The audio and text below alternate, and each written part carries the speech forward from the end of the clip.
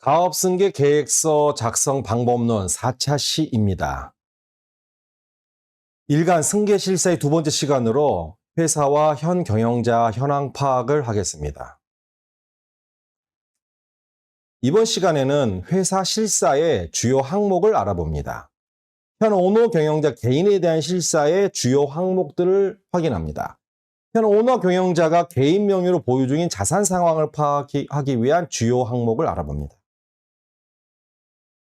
승계 실사, 회사 현황편에서는 이와 같은 표를 활용하게 되는데 기본적으로 총 8개 정도의 필수사항을 기본 항목으로 확인합니다. 업력, 업종, 임직원 수, 자본금, 총자산, 부채 총액, 매출액, 순손익 등이고요. 특이사항은 별도로 기록해 둡니다. 필요에 따라 칸을 늘려서 몇 개를 더 추가해서 작성해도 됩니다. 하나씩 보겠습니다. 첫 번째는 업력입니다. 업력은 왜 중요하냐? 바로 상속공제 한도를 확인하기 위해 필요합니다. 최근 업데이트된 내용에 따른 상속공제에서는 업력 30년 이상 된 기업에게 최대 600원까지 공제 한도를 적용함이 줍니다. 20년 이상은 400억, 10년 이상은 300억 원을 적용합니다. 업력을 확인할 때 주의사항은 두 가지가 있습니다. 하나는 개인 사업자의 법인 전환 여부 확인입니다. 두 번째는 그동안의 업종을 전환했는지 혹은 추가했는지 여부도 같이 확인해야 합니다. 이 두 가지는 사업자 등록증상에는 표시가 되지 않기 때문에 인터뷰를 통해서 확인합니다.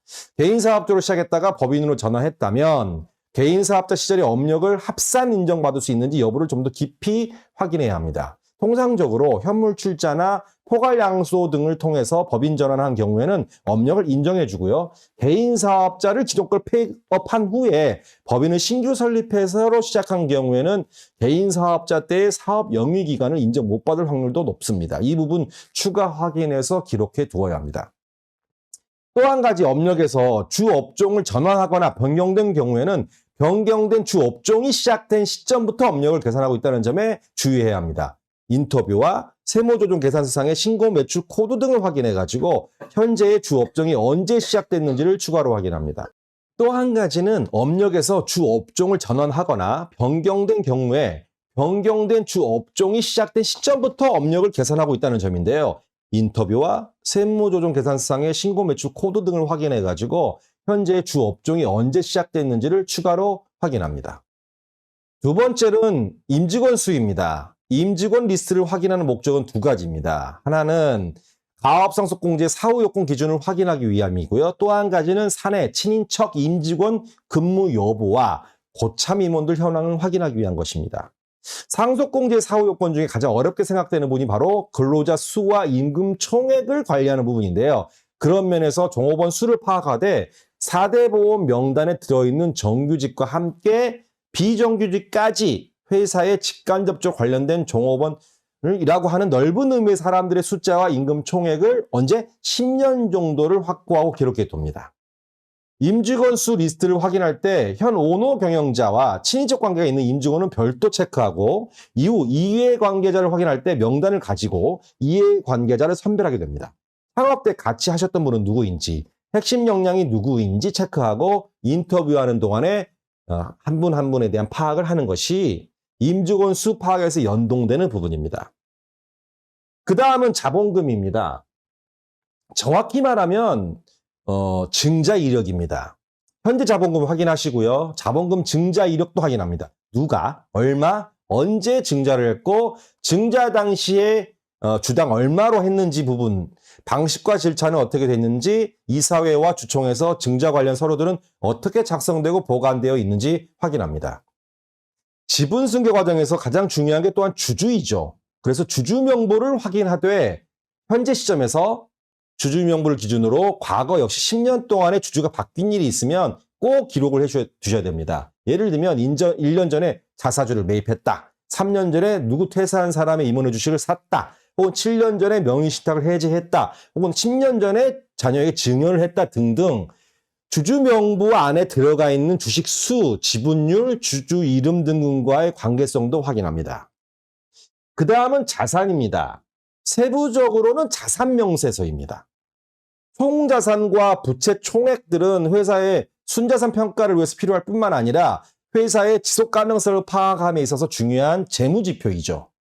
회사의 부채 비율, 그다음에 자산 운전 회전율 등등을 파악하기 위한 기초적인 재무 항목 중에서 꼭 필요하다는 부분은 필수 항목인 총자산과 부채에 관한 부분입니다.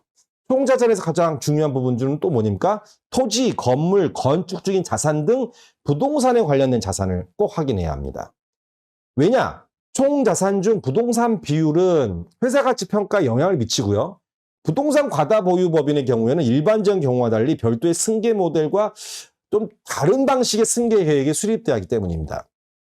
또한 법인의 보유 부동산 리스트를 별도 작성하고 그 안에서 뭡니까? 업무 유관 부동산과 업무 무관 부동산을 분리, 즉 비업무용 부동산을 분리해야 합니다. 기업들은 통상 향후에 회사가 성장할 걸 미리 염두에 두고 부동산을 확보해 두는 경우가 많습니다. 이마를 사놓거나 공장 주변으로 논밭을 사놓기도 합니다. 당장 업무와 무관하게 사용되고 있을 경우에도 관련 성격들을 좀 체크를 해서요. 언제쯤 개발 예정인지도 확인해야 합니다. 또 그 명세서, 부동산 리스트 안에서 임대로 누가 남한테 빌려주고 있는 부동산도 꼭 체크를 해야 됩니다. 임대로 사용하고 있는 부동산도 사업무관 자산으로 분류되고 있고요. 지분승계 계획 수립에서 중요한 변수로 작용하는 것이 바로 법인이 보유하고 타인에게 임차를 주고 있는 부동산입니다. 이 부동산의 소유 여부 및 해당 지번이나 위치, 임대료 얼마인지, 보증금 등등등을 파악해 두는 게 중요합니다. 그 다음은 부채입니다. 부채 파악은 승계 계획 작성에서 세 가지로 사용됩니다. 첫째는 순자산 평가를 위해 필요한 숫자이죠. 두 번째로는 금융기관 대출 현황 파악을 위해서 필요합니다. 차입금 규모, 담보 및 입보 현황, 어떤 성격으로 대출이 발생했는지 대출 사유 꼭 확인하고 이자 규모 및 만기 상환일자 등등을 확인해 놓습니다. 다 회사는 다 갖고 있겠죠. 현 오너 경영자의 개인 담보가 제공되었거나 개인 입보가 아직도 유지되고 있는지도 확인해서 회계사장이 그 부분을 승계해야 하는 여부도 확인을 꼭 해야 합니다. 세 번째로는 그 대출 현황표가 필요한 이유가 보수적 자금 운용을 위한 적정 대출 규모 및 이자액을 추산해서 향후에 그 장수 기업으로 발전하는 지속 경영 계획 수립 시에 활용할 목적입니다. 대출 총액 및 이자 납부액이 과도할 경우에 후계자에게는 큰 부담이 될 수 있습니다. 이를 파악하고 이후 대책 계획을 수립하는 데 활용됩니다. 그 다음에 매출입니다. 매출은 뭐 전년도 매출액으로서 중요하긴 하겠지만 매출 추이를 포함한다고 볼 수 있겠습니다. 매출은 외형적 측면에서 회사가 얼마만큼 성장을 해왔고 급성장을 한 시기가 언제였으며 그 요인이 무엇이었는지를 인터뷰 과정에서 파악을 하는 부분에서 어떤 추이에 대한 성격을 파악할 수 있기 때문에 신년치 매출액을 확인합니다. 매출액, 매출이익, 원가 반영해서 다음에 판관비가 들어간 영업이익, 이자 등을 뺀 순이익 이런 등등에 대한 구조로 파악하는데 기본적으로 뭐가 필요하다? 바로 매출액이라는 거죠. 매출액은 중요한 부분 중에 하나가 뭐냐? 주업종을 판단할 때 업력은 사업자 등록증상에 27년 전에 설립한 거로 되어 있습니다만 이 회사가 매출을 구성하는 제품과 서비스 측면에서 주된 매출이 바뀌었을 경우에는 뭐라고 했습니까? 업력은 27년이지만 실제로 가업상속 공제나 증여 특례를 받기 위해서 요건을 확인하는 과정에서 인정되는 주업종 업력이 바뀔 때도 있습니다. 따라서 매출액을 파악하는 과정에서는 회사의 기간별, 연별, 연도별 매출액 총액도 중요하지만 연도별로 어떤 업종에서 어떻게 매출이 일어났는지 그 매출액 구성 부분도 함께 확인해야 된다는 것이죠. 이후에 어느 정도 공제를 받을 수 있으며 어떤 부분을 또 보완을 해야 될지가 파악이 될 수 있습니다. 그래서 매출액을 파악할 때는 그런 부분을 함께 파악을 해 주셨으면 좋겠습니다. 그 다음은 순손익입니다. 순손익은 주식가치에 가장 큰 영향을 미치는 요소로서 중요합니다. 또 하나, 지속 가능력을 판단함에 있어서 이익 창출 능력과 이자 보상 배율 등을 따져볼 때도 중요한 숫자입니다. 3년치 순손익을 확인해야 하는 것이 기본입니다. 기타 특이사항에서는 S사의 경우에는요, 현 오너 경영자와의 인터뷰 중에서 회사의 경쟁력을 확인하는 그런 것이나 회사의 미래와 관련된 사항을 기록해 둡니다. 현재 S사에서 주력하는 상품의 시장 점유율은 경쟁사인 A사의 점유율과 비슷하기 때문에 거래처인 A사와의 거래 횟수를 더 늘리는 것이 시장 점유율 확대에 필요하다. 이런 부분이 이제 일종의 특이사항으로 인터뷰 중에 회사의 그 현황과 관련된 부분이 있다면 이제 적어 놓는 것이 필요합니다. 승계실사의 그 다음 순서는 이제 회사를 파악했으니까 이제 현 경영자의 개인을 파악하는 것이죠. 현 경영자의 개인 상황에 대한 승계실사는 크게 4가지 정도로 이루어져 있습니다. 좀 나이 확인하셔야 되고요. 건강, 그죠? 경영 참여율 정도, 그 다음 승계 의지, 이렇게 좀 4가지를 파악합니다. 물론 거기 또 이 기타 특이사항도 인터뷰에서 나온 뭐 경영 철학이라든가 신념이라든가 뭐 승계에 대한 방향에 대한 개인 생각들이 인터뷰 중에 나오게 되면은 그 부분도 특이사항에 정리하게 되는데요. 제일 먼저 2가지 영역이라고 볼 수 있겠죠. 경영자 개인에 대한 부분이 이 개인 상황이 있다면 다음에 보실 게 자산에 대한 부분인데요. 이 2가지 분리시켜서 보게 되겠습니다. 우선 그래서 개인의 현황 중에 첫 번째는 건강입니다. 나이와 건강을 제일 먼저 확인하는 이유는 미래를 계획하고 준비하는데 어느 정도 시간이 우리에게 주어졌는지를 확인하기 위해서입니다. 남은 시간에 따라 사용할 수 있는 방법과 전략이 완전히 달라지기 때문입니다.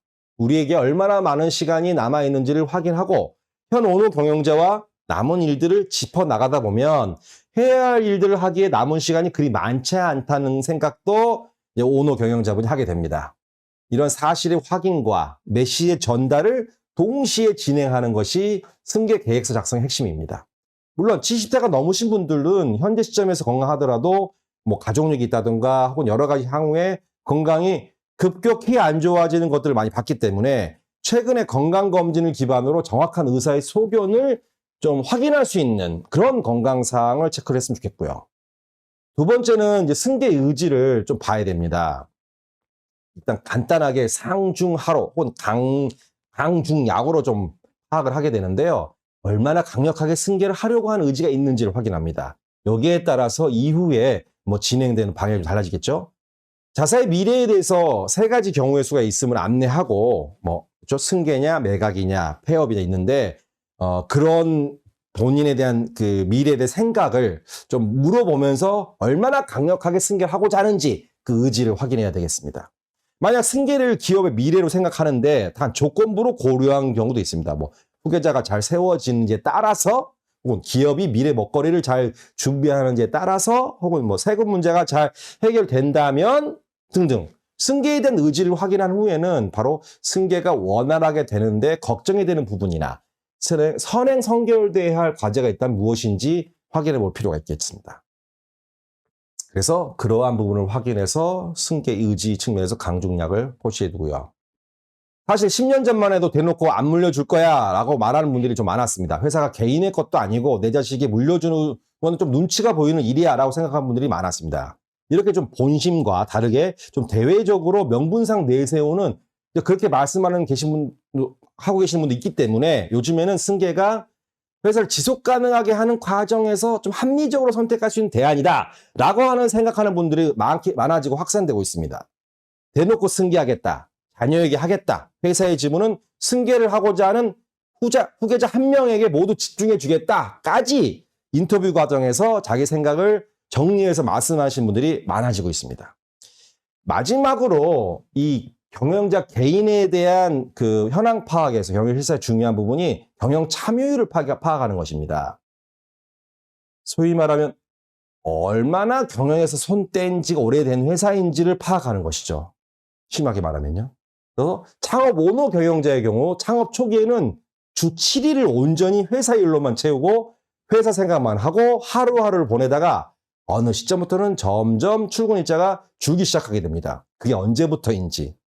현재일 기준으로 주 몇 회 출근하고 일 출근해서 무엇을 하고 몇 시간 정도 회사에 머물게 되는지 부분을 양적으로 체크한 다음에 그러면 출근하지 않는 날의 그 빈자리를 누가 대신 맡고 있는지 회사 내에서 총무부장인지 경리왕언인지 아니면 경영총괄하는 CEO나 CFO가 있는지를 확인합니다.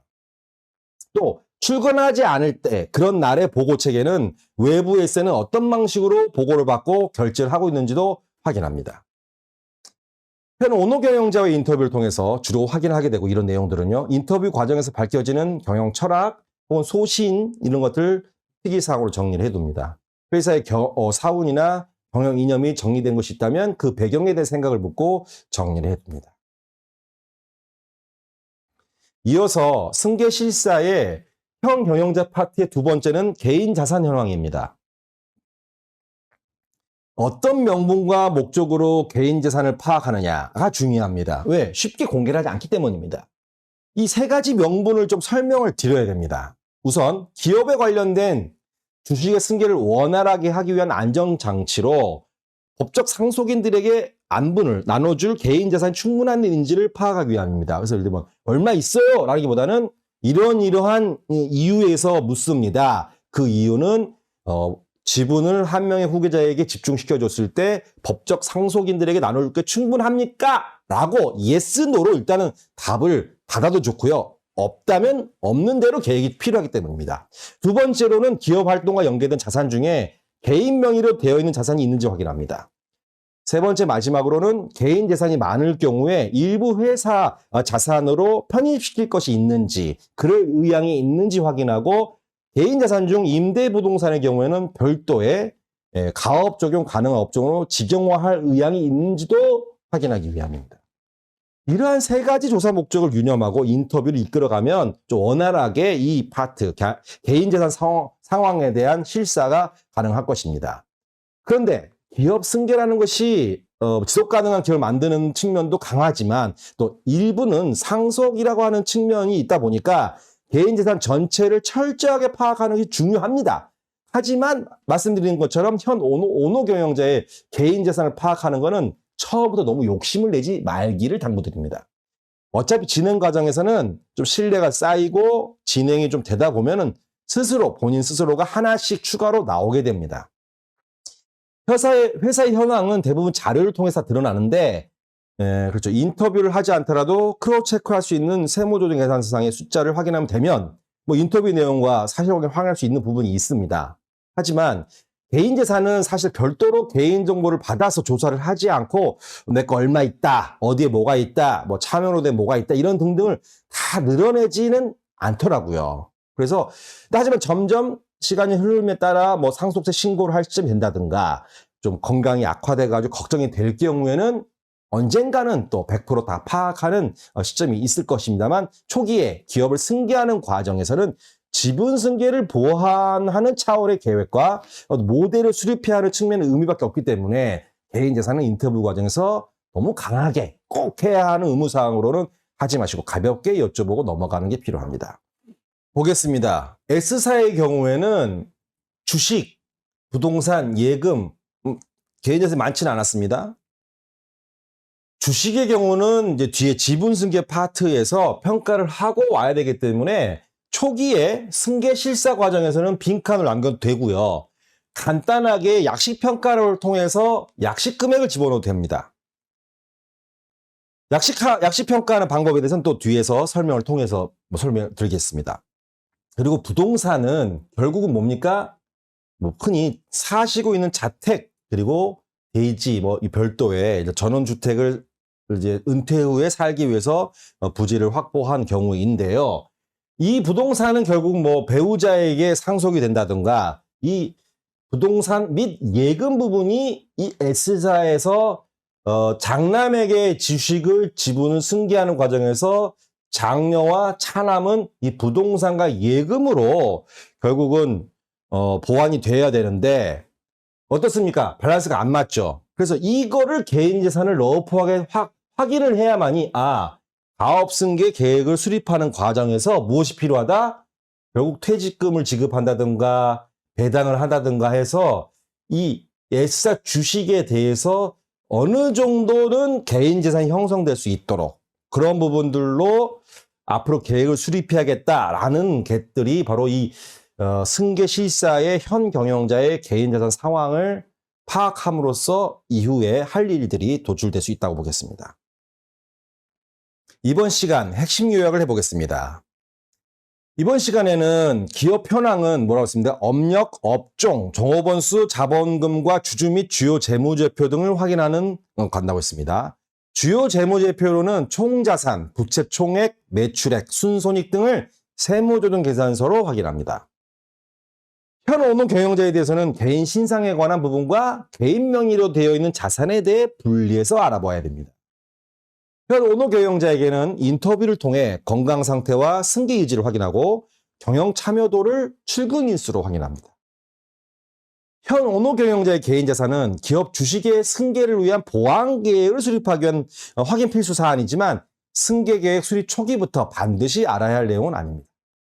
이상으로 4차 시를 마치겠습니다. 감사합니다.